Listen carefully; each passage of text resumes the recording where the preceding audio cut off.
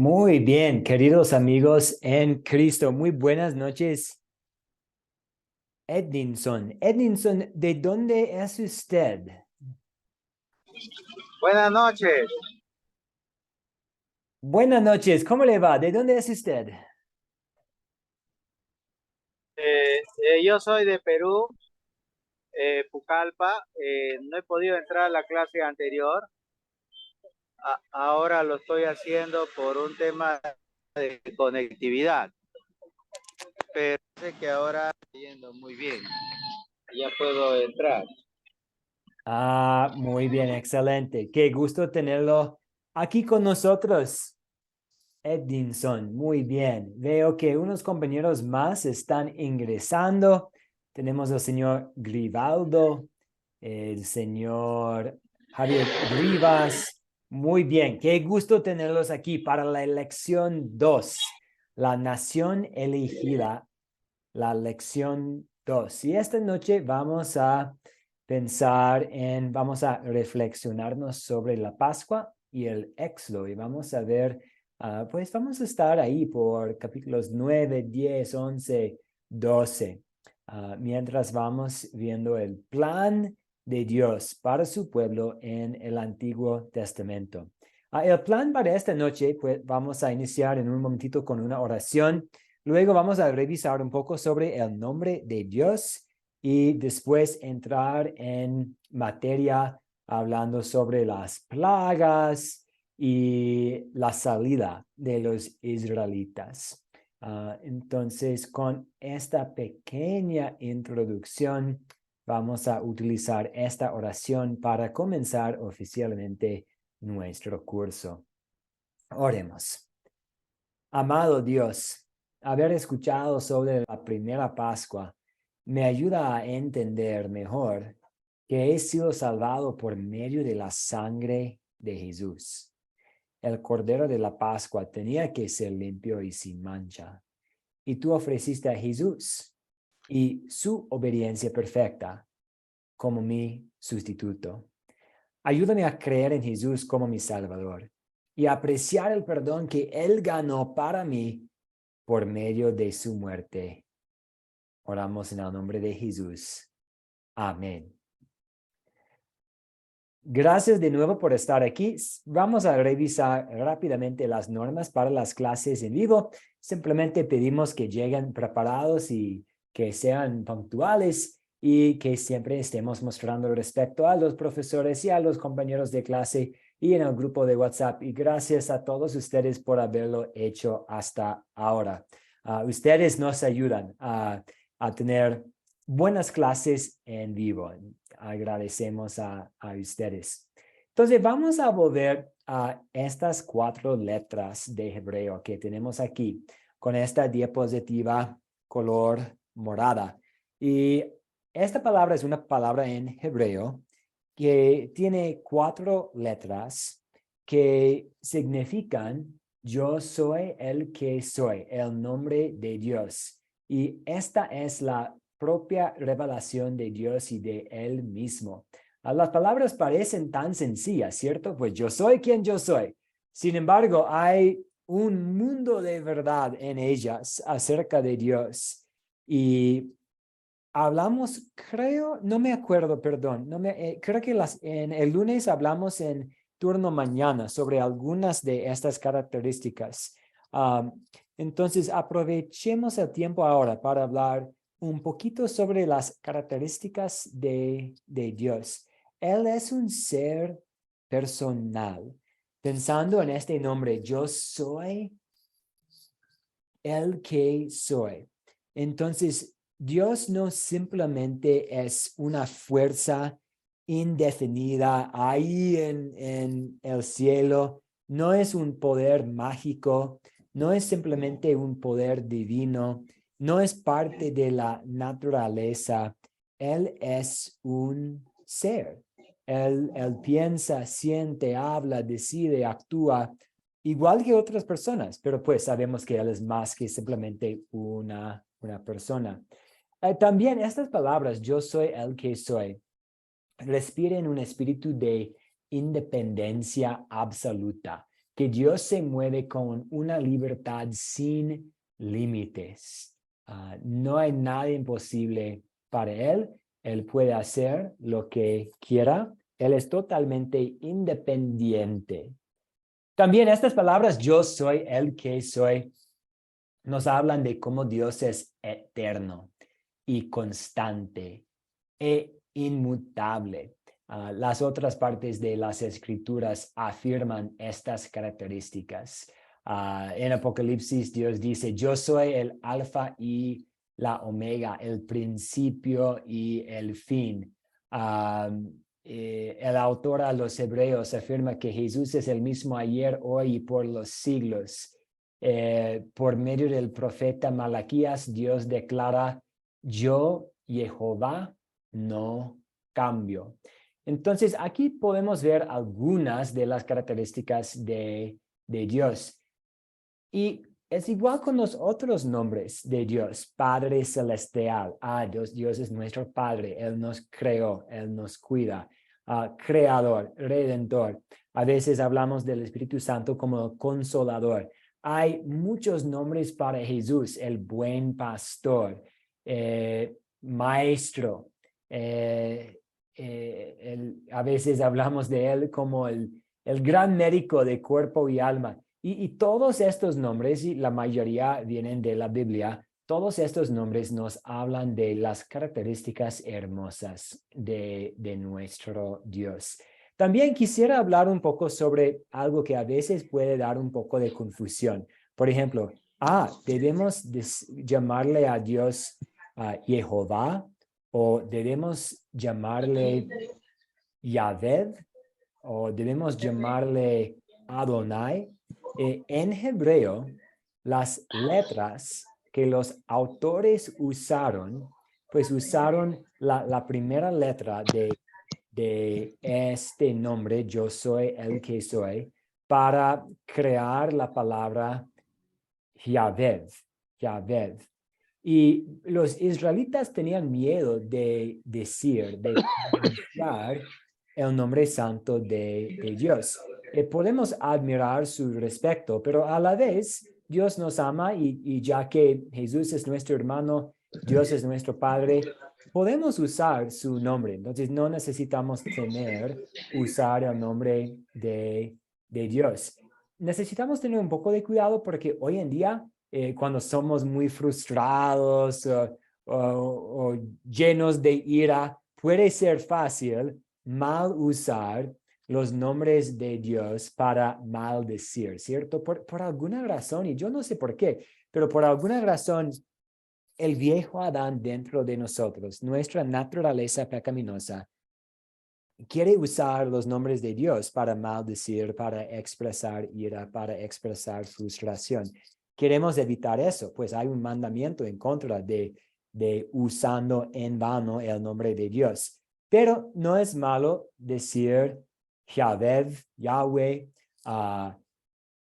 pero debido a que los israelitas tenían miedo de utilizar este nombre, ellos adoptaron Adonai. Y Adonai simplemente quiere decir Señor.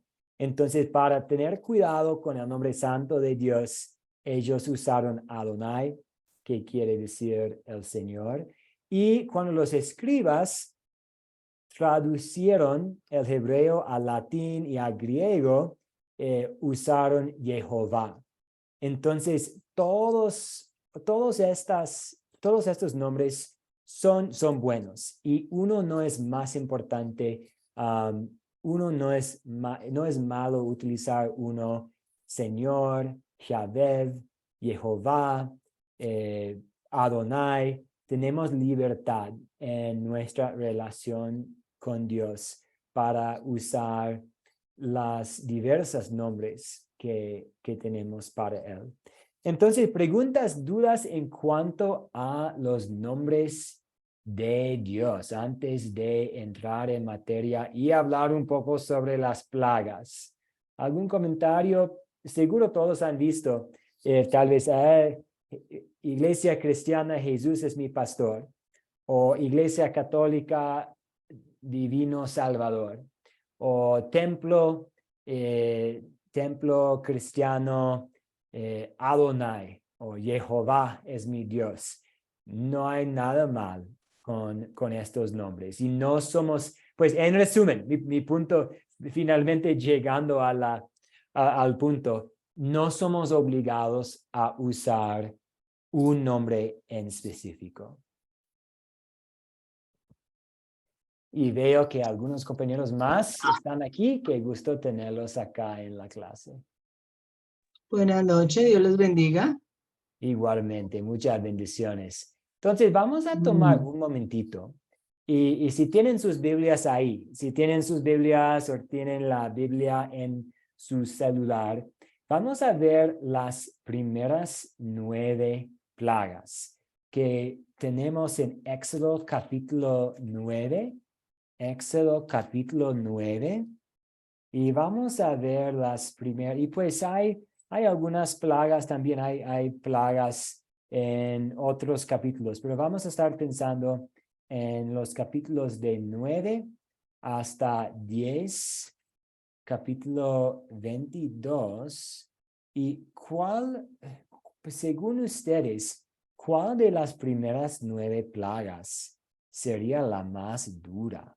Y está bien si extraviamos un poquito de capítulo 9 y 10, pero por lo general, en las plagas de que escucharon ustedes, ¿cuál habría sido la más dura?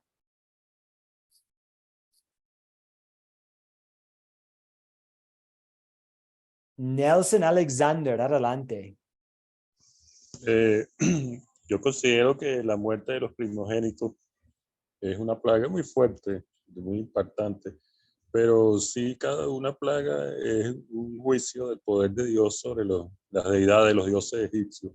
Cada una tiene un propósito, cada una de las plagas, pero veo que esa es el final. Hablando, fue la que rompió con todo para Dios sacar a su pueblo de Egipto, de la esclavitud a la libertad.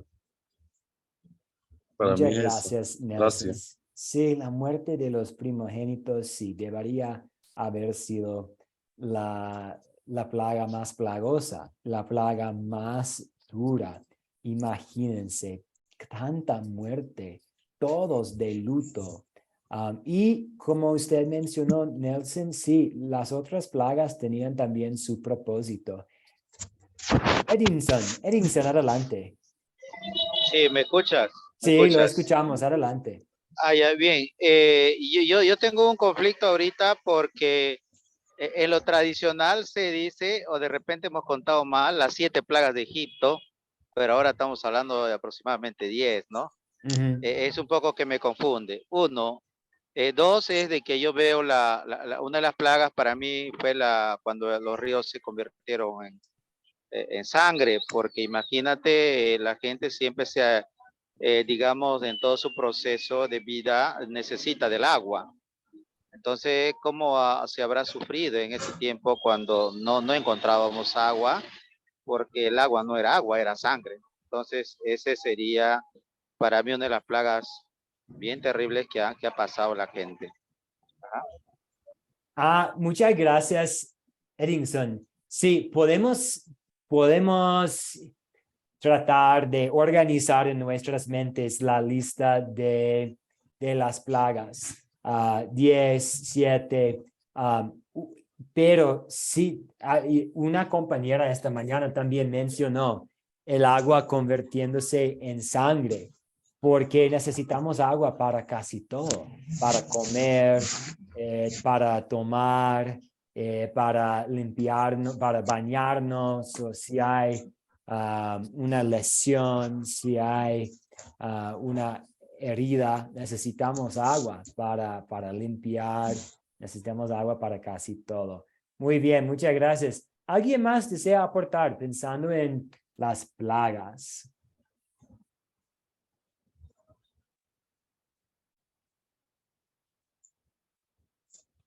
Alguien mencionó esta mañana la muerte del ganado también como algo con implicaciones económicas, y pues sabemos que las otras plagas también tenían sus implicaciones económicas también. Una cosa que quisiera explicar en la primera clase y quiero tratar de explicar ahora. A veces necesitamos tener un poco de cuidado hoy en día porque hay unos que quieren negar el poder divino, el poder milagroso de Dios y que tratan de justificar las plagas con eventos naturales, hasta supernaturales, pero lo que están tratando de hacer es mezclar el mensaje de la Biblia con excusas o pretextos o pruebas de la naturaleza. Entonces dicen que, pues el granizo, pues de vez en cuando sí hay granizo en Egipto. Entonces esto significa que el granizo no necesariamente era de Dios. O la plaga de las langostas, pues había plagas de langostas en otros momentos, otros tiempos también.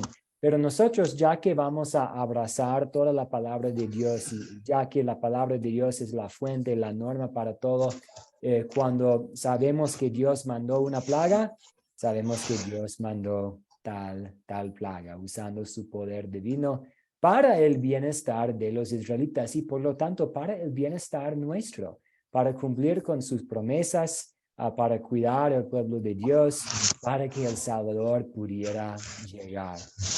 Podemos ver unas conexiones aquí entre las actividades de Éxodo 7, 8, 9, 10 y nuestra salvación también. Vamos a volver a este tema, esta idea en la última parte de nuestra clase, haciendo la pregunta, ¿qué tiene que ver todo esto con nuestra salvación? Muchas gracias por la participación. Vamos a continuar ahora usando algunas de las preguntas de considerar y algunas de las preguntas de consolidar, pero no vamos a usar todas las preguntas.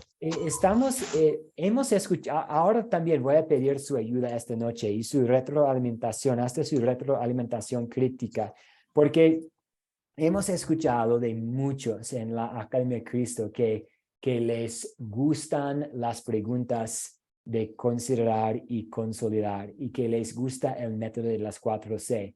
Pero también hemos escuchado que a veces con tantas preguntas se puede volver monótono o hay demasiadas preguntas. Entonces, esta noche vamos a estrenar una nueva serie de preguntas.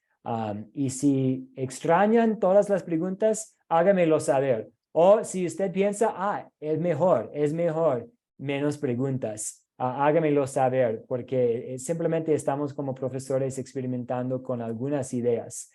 Entonces, la primera pregunta, ¿quiénes son los personajes? En la historia que leyeron y que vieron en el video para hoy, ¿quiénes son los personajes? Tenemos muchos.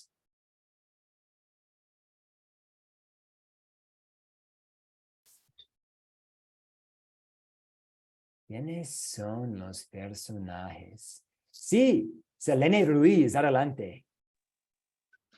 Pues yo escribí Jehová, Moisés, el pueblo de Israel, niños, ancianos, Aarón, Faraón, los siervos, los egipcios, los hijos de los egipcios, los primogénitos, los nietos, los hijos de Israel, los ancianos de Israel, gente de todos lados, hechiceros. No, no tengo esos. Muy bien, excelente. Tenemos muchos aquí, desde Dios hasta Moisés, desde el faraón hasta los primogénitos. El ángel exterminador también con este rol interesante. Los ancianos, los egipcios, los que estaban practicando brujería para faraón. Tenemos muchos aquí. Muy bien. Y número 2, ¿cuáles son los objetos de esta historia? ¿Cuáles son los objetos de esta historia?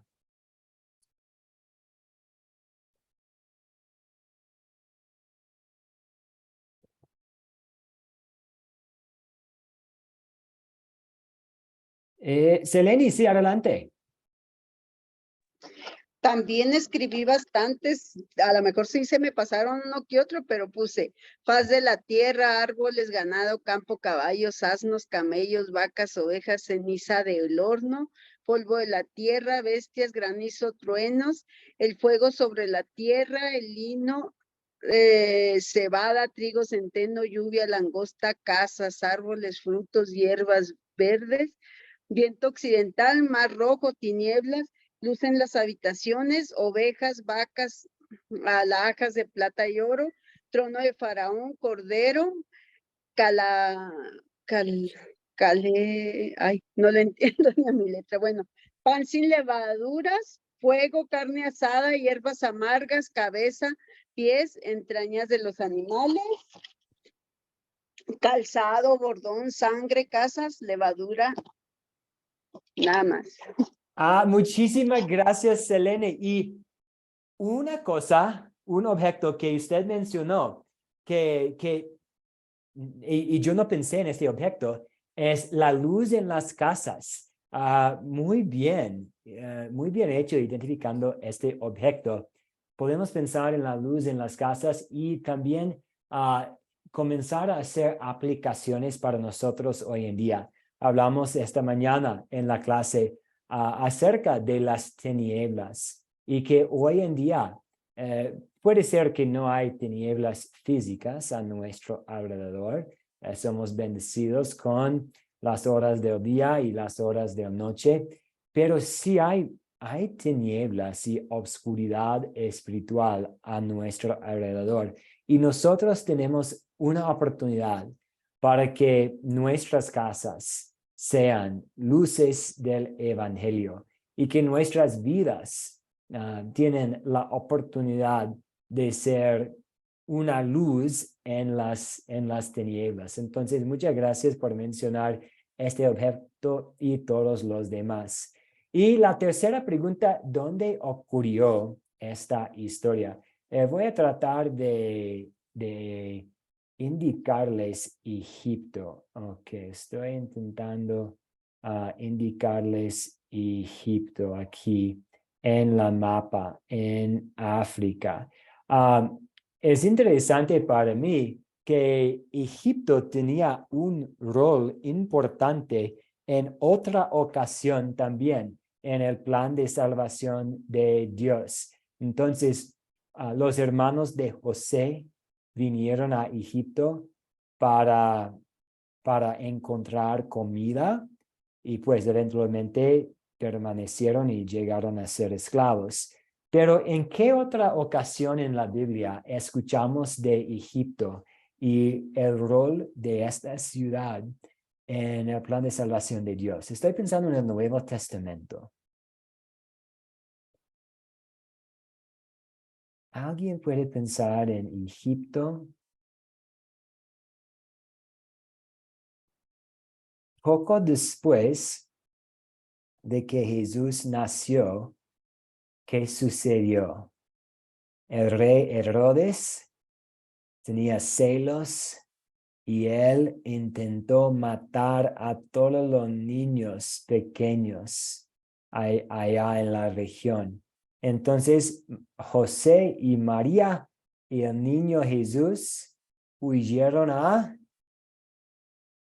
Egipto. No es un detalle súper importante, pero es un poco interesante para mí. Entonces, la cuarta pregunta, ¿cuándo ocurrió la historia? Y pues ya la respuesta a esta pregunta es la misma de que hablaron en la clase anterior. Después de 430 años en Egipto, y Moses tiene 80 años, estamos unos 1400, 1500 años antes de Cristo. Y aquí tengo como una cronograma. A ver si podemos hacer llegar la cronograma. Aquí. Adán y Eva. No sabemos exactamente cuándo Dios creó a Adán y Eva. Pudo haber sido 4000 años antes de 4000 años antes de Cristo. pudo haber sido un poco más, pero sí sabemos que la época de los patriarcas era unos 2000 años antes de Cristo y que Moisés vivía y llevaba a cabo su tarea especial, su ministerio, 1400 años antes de Cristo. Muchos ponen como la fecha para la salida de los israelitas a 1446. Y tenemos el periodo de los jueces y también de los profetas. Y sabemos que más o menos por unos años antes de Cristo había silencio, no había actividad de profetas. Dios no estaba mandando mensajes directamente a los profetas. Un poco de tiempo de silencio, poco antes de la llegada de Cristo. Y la quinta pregunta aquí voy a pedir su ayuda porque puede haber varios problemas. Quiero escuchar sus puntos de vista. ¿Cuál es el problema que tenemos aquí? Pensando en lo que leyeron y vieron, ¿cuál es el problema o cuáles son los problemas?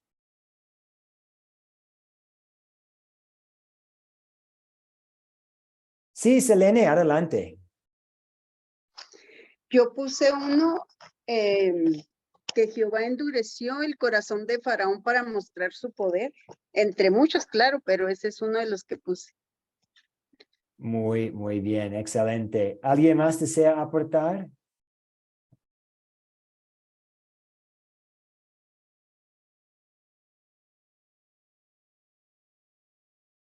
Sí, el faraón no quiere dejarlos ir, su dureza de corazón.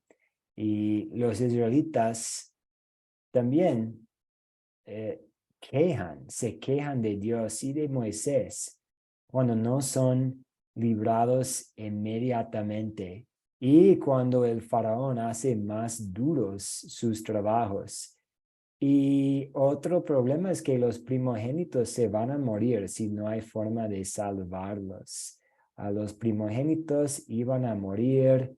Los israelitas están quejándose. El faraón haciendo su trabajo más duro y que el faraón no quiere dejarlos ir. No está escuchando a Moisés, el siervo de Dios. No está tomando en serio las plagas. Sí, el señor Grivaldo, adelante. Bueno, como usted mencionó, fueron 430 años de exilio, de esclavitud en Egipto que tuvo el pueblo de Israel. Si leemos la historia, nos vamos dando cuenta que el mismo pueblo de Israel, a través de Dan, uno de los hijos de Jacob, fueron los que decidieron volverse esclavos del faraón, ¿verdad? Entonces, a 430 años, inclusive los ancianos, estamos hablando de 300 y pico de años, ¿verdad? Sí. De diferencia. Ya nadie conocía, quizás algunos se acordaban de lo que le dijo Jacob una vez, ¿verdad? Sí. Y de lo que escucharon de su padre. O sea, tenemos una diferencia enorme de años para que alguien se acuerde, ¿verdad? Porque fueron con los ancianos para ver qué se acordaban ellos de eso. Y para mí, tampoco casi nada, ¿verdad? De que una vez, ellos nunca quisieron salir de Egipto, ellos eran felices, nada más que había una promesa, habían una promesa ya hecho a Abraham, a Isaac y Jacob, y Dios cumple sus promesas. Entonces Dios tenía que sacarlo porque él tenía que cumplir su promesa de darle la tierra prometida. Ellos nunca intentaron irse realmente de Egipto porque ellos mismos se catalogaron esclavos, como dice claramente la escritura de egipcios. Entonces fue tanto la deidad de Dios que busca a Moisés para liberarlo, y esto buscan cuando llega a él, buscan a los ancianos para ver quién se acuerda de una vez. Lógicamente había un abuso de parte de los egipcios, pero lógicamente si ellos decidieron ser esclavos, fue un abuso buscado por ellos mismos, ¿verdad? Porque ellos fueron los que decidieron, está en Génesis 47, 25, claramente cuando ellos mismos se vuelven esclavos, ¿verdad? A través de Dan. Entonces, cuando vemos esta situación, Moisés llega y le comenta y buscan a los ancianos, pero ¿quién eran unos ancianos en esa época? Una persona de 50, 40 años. No eran como ahora un anciano de 80. Había gente como Moisés que duró 120 años, pero casi nadie llegaba a esa edad. Era insólito en ese tiempo un anciano era una persona de 40, 50 años, ya era anciano, ¿verdad? Sí, gracias, Grivaldo. Y perdón, qué pena, está cortando un poco la conexión. Puede ser por mi lado, pero escuchamos la mayoría de su comentario. Y sí, había un momentito en que los israelitas estaban pidiendo ayuda de Dios, porque sabemos lo que su lo clamor... que los israelitas estaban pidiendo era ayuda por el sometimiento en exceso de los impuestos por el faraón, ¿verdad? Sí. Estaban pidiendo ayuda para poder sobrevivir a ese impuesto o esa manera como lo estaban tratando el faraón, ¿verdad? Sí. Ellos estaban pidiendo ayuda y pidiendo fortaleza y diciendo cuándo nos van a quitar este peso, que quizás no se acordaban ni a razón de qué había venido ese peso. Y esa es la parte interesante de esta gran historia, porque estamos hablando de 430 años. Y fue Dan en la historia, en Génesis 46, que establece esa esclavitud de parte de los egipcios, ¿verdad? Entonces ellos estaban, porque lo estaban sometiendo, lo estaban maltratando, y yo lógicamente, ¿esto cuándo se va a terminar? Que tienen que darle un quinto de todo lo que produce, tienen que darle un quinto al faraón, pero estamos hablando de hace más de 400 años atrás que tenían esta historia.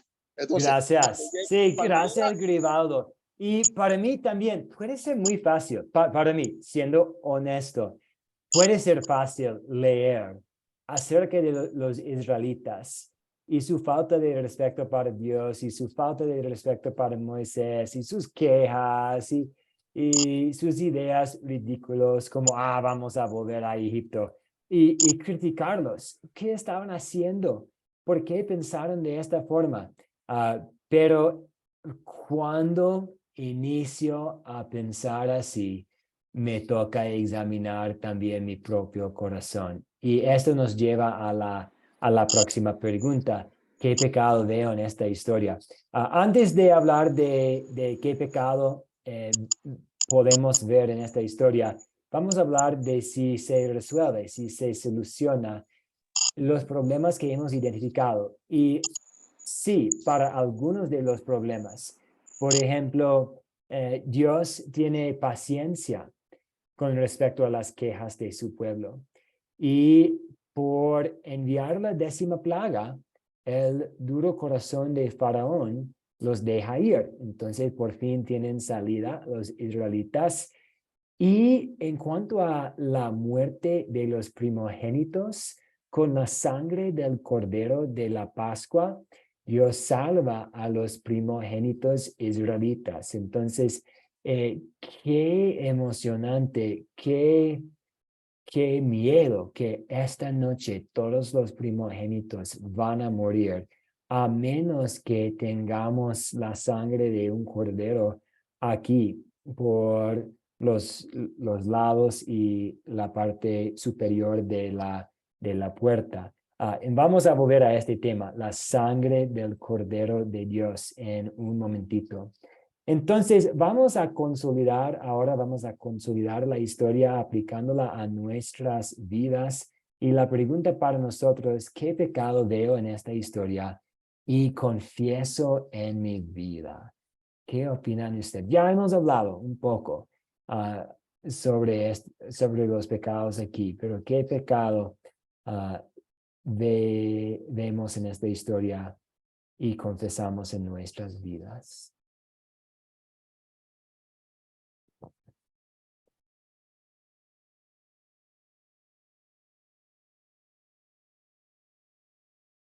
Tal vez el rechazar, ¿cierto? El rechazar la palabra de Dios. Tener un corazón duro. No, quiero hacerlo de mi forma. Yo tengo sentido, yo tengo razón, mis ideas tienen sentidos. Angélica Uribe, adelante. Sí, pastor, yo pienso que el de pronto no querer, o sea, no tener respeto hacia la palabra de Dios y uno querer hacer su propia voluntad y no la voluntad de Dios. Ese para mí sería como el que a veces uno Dios le da como unas señales y uno quiere pasar por encima de ellas. Ese sería el pecado porque quiere pasar uno por lo que Dios le está mandando. Muy bien, sí, tentaciones en que hemos caído y pecados que necesitamos confesar. Muchas gracias, Angélica. Y ahora, después de haber visto a nosotros mismos en el espejo de la ley de Dios, ¿en qué versos? Y aquí pueden ver cómo hemos cambiado un poco esta pregunta. ¿En qué versos y palabras de esta historia veo el amor de Dios para mi vida?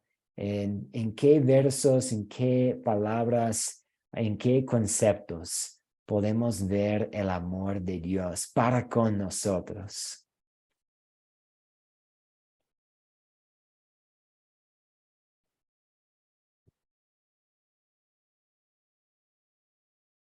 Javier Rivas, muy buenas, ¿cómo está? Adelante. Amén, bendición, pastor, y bendición a todos mis hermanos. Sí, en la parte cuando, digamos, Dios le da instrucciones a Moisés que le diga a los del pueblo que las puertas o los dinteles más bien de las puertas los rocíen con la sangre, ¿sí? Vemos que Dios tiene, digamos, como en consideración pues a su pueblo, pese que ha sufrido, digamos, la situación de la esclavitud y humillaciones y castigos allá, Dios al menos hace esa excepción con ellos, ¿sí? Donde rucen con esa sangre a esas personas cuando pase el espíritu de la muerte, pues no les va a tocar, ¿sí? Ahí vemos pues como Dios, ¿sí? Está al pendiente pues de ellos, ¿no es cierto? Y la persistencia pues de Dios quererlos sacar a un lugar mejor. También vemos cómo Dios se preocupa por su pueblo Israel, ¿sí? Muy bien, muchas gracias, hermano Javier. Sí, la preocupación que Dios tiene para su pueblo y las formas en que Él es muy persistente en llevando a cabo su liberación y este plan que Dios tiene para salvar las vidas de los primogénitos y haciéndolo con la sangre de un cordero y un cordero sin mancha, sin defecto. Vemos aquí una conexión a Cristo y entonces una conexión a nuestra salvación. Entonces, la Pascua que Dios estableció nos hace pensar en el gran sacrificio que hizo Dios para liberarnos de los pecados y la muerte eterna. En el Nuevo Testamento, Juan el Bautista llamó a Jesús como el Cordero de Dios que quita el pecado del mundo. En Juan capítulo 1, versículo 29, Juan ve a Jesús acercándose y él dice, miren ustedes, aquí tenemos el Cordero de Dios que quita el pecado del mundo. Y el paralelo entre la Pascua y la crucifixión de Jesús nos puede sorprender, porque el Cordero usado en la Pascua no tenía mancha y Jesús no tenía la mancha del pecado. Y el Cordero era inocente y no merecía morir. Jesús era inocente y no merecía la muerte. Pero él tenía que ser santo para poder atribuir a nosotros su obediencia santa a la ley de Dios. Y otra cosa más, la sangre del Cordero puesto en la casa de los creyentes sin matar a sus primogénitos, perdón, la sangre del cordero puesto en los postes de la puerta de las casas señaló al ángel de Dios que debía de pasar sobre la casa de los creyentes sin matar a sus primogénitos, pues es la sangre de Jesús que nos limpia de todo pecado. Entonces, en Primera de Juan, si tienen sus Biblias, podemos ir ahí casi en la última parte de la Biblia. poco antes del libro de Apocalipsis. En Primera de Juan, capítulo 1, versículo 7, nos dice que la sangre de Jesús, su Hijo, nos limpia de todo pecado. Sí, vamos a dar la palabra a Miguel Ramírez y después a Nelson Alexander. Sí, muy buenas noches, pastor. Muy buenas noches. ¿Cómo está? Y adelante con su participación. Sí, ¿me escucha? Sí, lo Sí, escuchamos. sí. Muy bien. No, nomás para decir que el pecado que tuvo el faraón fue de indolencia. Indolencia. La palabra indolencia viene del latín indolere, que quiere decir no tener un dolor por el dolor ajeno, ¿no? Que no se condolía. Entonces, el faraón, en cada pasaje vimos que el faraón no se conduele, ya va a soltar al pueblo de Egipto, lo va a liberar, ya le va a permitir que Moisés se lo lleve, y ya nomás le quita, se detiene una plaga y vuelve con su corazón endurecido. O sea, la indolencia, el no participar del dolor ajeno, del sufrimiento del pueblo de Israel. Y donde se ve el amor de Dios. El amor de Dios se ve en la misericordia que tuvo por su pueblo que clamaba cuando lo escuchó Dios. La palabra misericordia viene del griego eleison, que quiere decir piedad, y del latín miserere, que quiere decir lo mismo, piedad. Entonces Dios tuvo piedad. Al tener piedad tuvo misericordia. Eso es lo que quería yo participar. Gracias. Muchas gracias por esta participación, señor Miguel Ramírez. Y vemos, pues vemos aquí una conexión con la adoración y la vida de adoración de la iglesia. Algo que muchos cristianos, pues dentro de la iglesia protestante y la iglesia católica romana, por siglos y siglos, una oración que han usado es Señor, ten piedad, como Señor, ten compasión, ten misericordia de mí. Y cuando decimos estas palabras, sabemos que nuestro clamor va a subir a Dios. Si Él en su misericordia, en su compasión, en su gracia, nos escucha y va a actuar según su sabiduría para ayudarnos, igual como hizo con los israelitas aquí en Éxodo. Muchas gracias. Y la última pregunta, pero perdón, qué pena, debería haber puesto número 8 aquí en lugar de número 7. Pero esta última pregunta para nosotros en nuestro estudio breve de esta parte de Éxodo es, ahora, con la ayuda de Dios, ¿qué punto de esta historia saco para poner en práctica en mi vida hoy? Voy a darles un ejemplo y después darles un momentito para pensar. Un compañero nuestro dijo esta mañana que una cosa que él quiere poner en práctica en su vida, pensando en esta historia, es en lugar de quejar, él quiere orar. Entonces, cuando él dijo, pues cuando yo estoy siendo tentado a quejarme, voy a parar y tratar de orar. Pedir ayuda. Ok, estoy en un momento muy difícil. En lugar de quejarme, voy a orar pidiéndole a Dios ayuda. O voy a ver todas las cosas buenas que tengo a mi alrededor y darle gracias a Dios.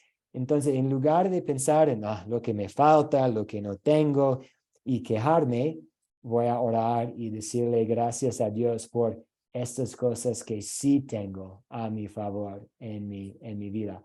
Pero ¿qué opinan ustedes? En gratitud a Dios, qué punto de esta historia quieren sacar y poner en práctica hoy en día?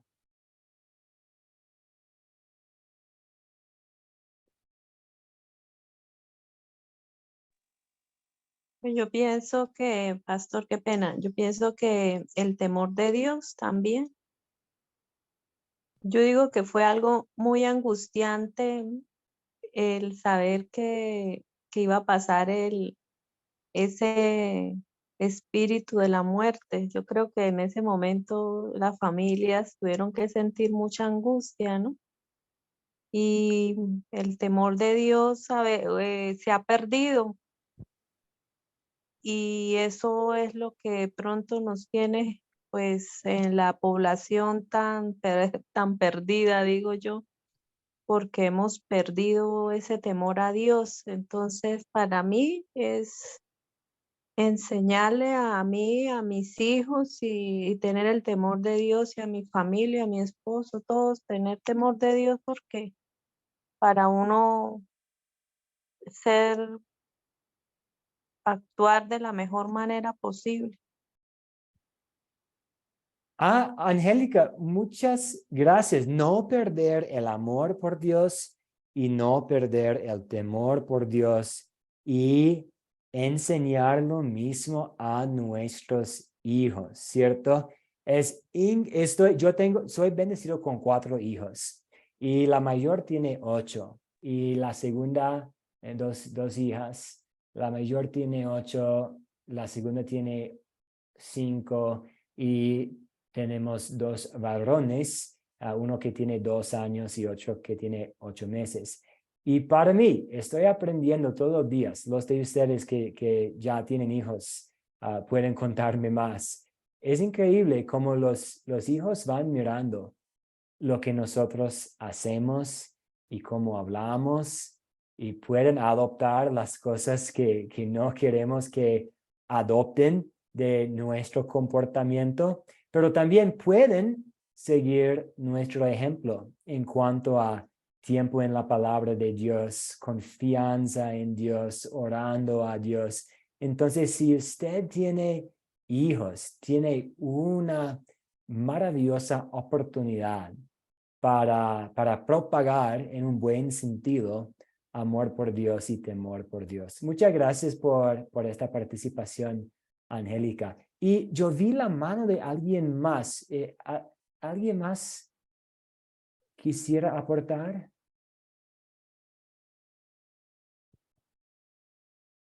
Ok, no hay problema. Sí, sí, Nelson, adelante.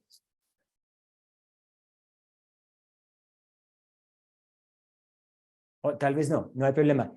Muy bien, vamos a cerrar con un tema. Vamos a hablar un poco de quién debe ser el protagonista de nuestras vidas y quién es el protagonista de las Escrituras. Ahora estamos estudiando Éxodo, estamos viendo Moisés, viendo cómo él era un gran líder. No era perfecto, tenía sus fallas, vamos a verlas. Pero vamos a ver a él y vamos a ver a David y Salomón y otros personajes. De hecho, identificamos los personajes en nuestro estudio bíblico y puede ser fácil enfocarnos en estos personajes de la Biblia. En el Nuevo Testamento, Pablo y Pedro y los apóstoles, y está muy bien porque son ahí para nuestro aprendizaje. Pero ¿quién debe ser el protagonista? ¿Quién es el centro de todas las Escrituras? Y la respuesta es... Nelson, adelante. Sí, denos la respuesta, Nelson Alexander. Bueno, el centro tiene que ser nuestro Señor Jesucristo, porque Él es el que ha sostenido la historia. Y me estaba contando ahorita una conexión que hay con el sacrificio de Abraham. Cuando dice, Isaac le pregunta, el sacrificio de Isaac en el monte de Oreb, y le pregunta al papá, y el cordero, porque yo que llevas la leña. Sí, Isaac, ¿cierto? Y hay tantos vínculos entre Jesús. Cuando Dios le dice a Abraham, toma tu hijo, tu único. Perdón, compañeros, yo perdí la conexión por un ratito. Gracias por quedar aquí. Creo que Nelson estuvo aportando acerca de de Jesús, de Jesucristo como el protagonista, ¿cierto? Ok, estoy compartiendo ahora. Perdón, ¿me escuchan? Sí, pastor. Muy Sí, bien. sí lo escuchamos. Perdón, no sé qué sucedió con mi conexión, lo siento. Sí, sí, está bien. Muy bien, excelente. Entonces Jesús, en términos muy sencillos, Jesús necesita ser el protagonista. Y Nelson mencionó los vínculos entre el sacrificio de Isaac, o pues como Abraham iba a sacrificar a Isaac allá en el monte. Hay vínculos entre nuestra historia para hoy y Jesús también. La sangre del cordero, un cordero sin mancha, sin defecto, y Jesús siendo nuestro sustituto perfecto. En la Academia de Cristo hablamos a veces de dos verdades que son centrales a todo lo que hacemos en cuanto a estudiando la Escritura. A veces llamamos a estas dos verdades presuposiciones de la fe. Dos cosas que vamos a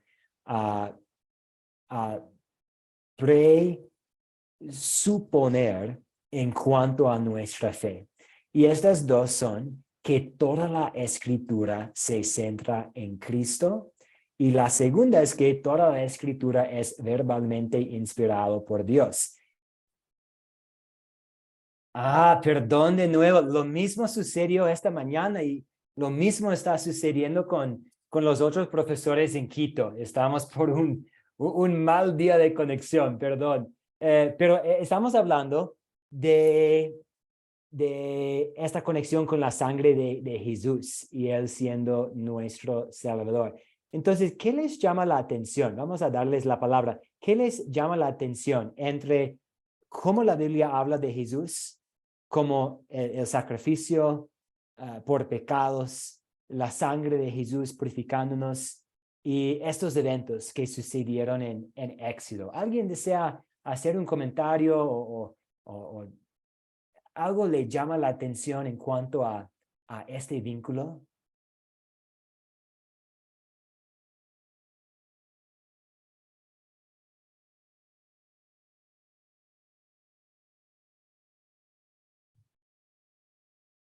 Para mí es interesante también pensar en la Santa Cena. Ustedes van a estudiar la Santa Cena más en otros cursos. No vamos a cubrir mucho este tema ahora porque estamos estudiando el Antiguo Testamento. Pero en la Santa Cena tenemos la sangre de Jesús para purificarnos, limpiarnos. Sí, Javier Rivas, adelante. Sí, pues como bien hemos aprendido, toda la escritura apunta a Jesús y nos habla acerca de Jesús, ¿sí?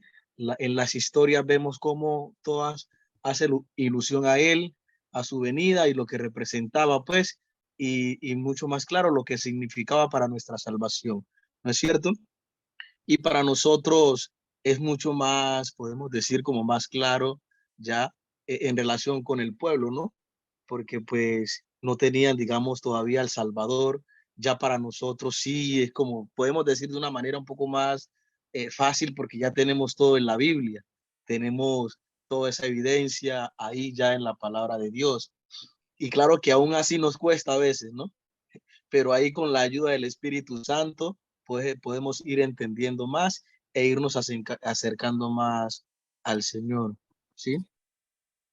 Exactamente, muy bien dicho, muy bien explicado, Javier, gracias. Y veo también la mano de Selene Ruiz, adelante.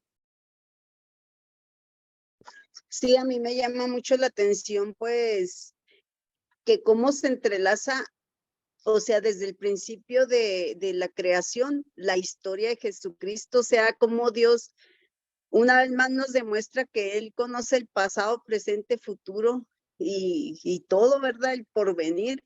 Entonces, cuando era uno, pues católica, pues en mi caso, pues no teníamos ni idea de lo que era una Biblia, a pesar de que es la misma, bueno, aunque pues tiene libros, ¿verdad? Diferentes, pero nunca nos explicaron eso y yo darme cuenta desde que el principio, desde la humanidad, Dios ha estado buscando la salvación del hombre, pues fue muy impactante y más conocer que el Antiguo Testamento era solo un reflejo, un espejo de lo que iba a venir, pues más, o sea, ya ahora sí que ya por ignorancia a lo mejor pudiéramos no tener la salvación, pero ahora que sabemos, ya no es justificable porque ya sabemos todo, o sea, que Dios ha buscado nuestra salvación o sea, de la humanidad en sí, desde el primer pecado. Dios le bendiga. Muchas gracias. Sí, que desde Génesis capítulo, pues, antes de la creación del mundo, pero también en Génesis capítulo 3, versículo 15, tenemos una promesa acerca de la llegada del Salvador. Y durante los siglos del Antiguo Testamento, incluso aquí en el Éxodo, la salida de los israelitas, vemos cosas que tienen que ver con Jesús, la sangre de un cordero perfecto.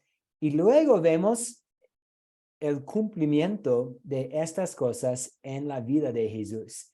Él siendo el Cordero de Dios que quita el pecado del mundo, su sangre limpiándonos, purificándonos. Y a mí me gusta mucho usar Juan capítulo 5 para afirmar lo que Selene nos dijo, que Jesús es el centro de todo, que en cada página de las Escrituras, el contenido tiene que ver con Jesús, el Mesías, Él como el Salvador prometido. Entonces, en Juan capítulo 5, capítulo 5 de Juan capítulo 5, versículo 39, Jesús está hablando con personas quienes están estudiando mucho las Escrituras. Y él dice, ustedes escudriñan las Escrituras porque les parece que en ellas tienen la vida eterna. Es decir, ustedes piensan que van estudiando las Escrituras para encontrar las cosas que tienen que hacer para tener la vida eterna. Pero, y esta es la última parte del versículo, y son ellas las que dan testimonio de mí. Entonces, toda la Biblia, desde la primera página hasta la última, y en todos los libros, tenemos testimonio acerca de Jesús. Estoy tratando de escribir aquí en la pantalla Primera de Pedro, capítulo 1, versículos 18 a 20, en que vemos una conexión fuerte con la obra salvadora de Jesús y la Pascua, que dice, ustedes saben que fueron rescatados de una vida sin sentido, la cual heredaron de sus padres, y que ese rescate no se pagó con cosas corruptibles, como el oro y la plata, sino con la sangre preciosa de Cristo, sin mancha y sin contaminación, como la de un cordero, y que había sido destinado desde antes de que Dios creara el mundo, pero que se manifestó en estos últimos tiempos por amor a ustedes. Yo también quisiera compartir este versículo porque este versículo es de Evangelio. Nos habla de lo que Jesús ha hecho por y para nosotros. En Éxodo hay mucha ley y la ley de Dios nos dice, hagan esto, no hagan esto, hagan esto y van a morir, o si no hagan esto, morirán. Y a veces es necesario escuchar la ley. Pero cuando estamos escuchando la ley, necesitamos acordarnos de que Jesús siempre cumplió con la ley en nuestro lugar. Entonces, cuando la Biblia dice, hagan esto ustedes, y nosotros damos cuenta de que no hemos hecho lo que deberíamos haber hecho, podemos confiar en Jesús, que siempre hizo lo que la ley pide. Y cuando nosotros hacemos las cosas que no queremos hacer porque son cosas pecaminosas y feas y fallamos, podemos confiar en Jesús, quien nunca hizo estas cosas como nuestro sustituto. Entonces, quisiera mencionar aquí un poco esta división de la ley y el evangelio, y que nos toca distinguir entre la ley y el evangelio. Y al escuchar la ley, también confiar en el evangelio.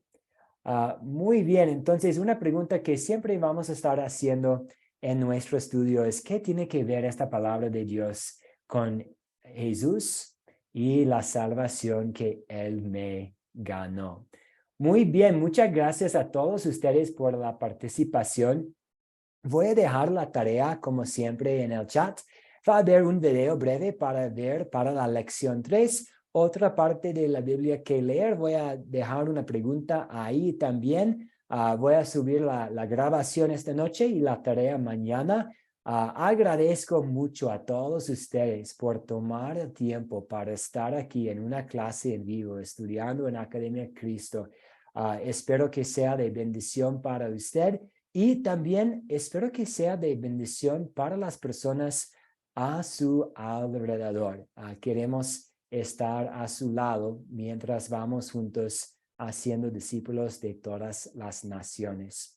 Vamos a cerrar con una oración y, como siempre, si tiene alguna pregunta o duda, no duden en contactarme.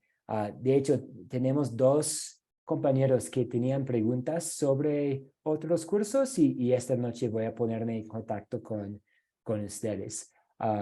Entonces vamos a cerrar ahora con una oración. Oremos. Hijo de Dios, Cordero de Dios, te damos gracias que por medio de tu sangre somos purificados, limpiados, sanados y tenemos el perdón de los pecados. Que somos librados de la esclavitud al pecado y al diablo y a la muerte. Ayúdanos ahora a ser luces de tu evangelio, luces en las tinieblas, brillando y reflejando tu luz, para que otras personas puedan tener la paz y la certeza que nosotros tenemos. Ya que el día está por terminar y ahora encomendamos todas nuestras preocupaciones y dudas y frustraciones en tus manos misericordiosas. Pedimos también tu paz y tu protección al descansar esta noche. Oramos en tu nombre, Hijo de Dios, Jesucristo, Cordero de Dios. Amén. Amén. Muchas gracias a todos ustedes y espero que todos tengan una muy linda noche. Como mencioné, voy a dejar la grabación y la tarea en el chat.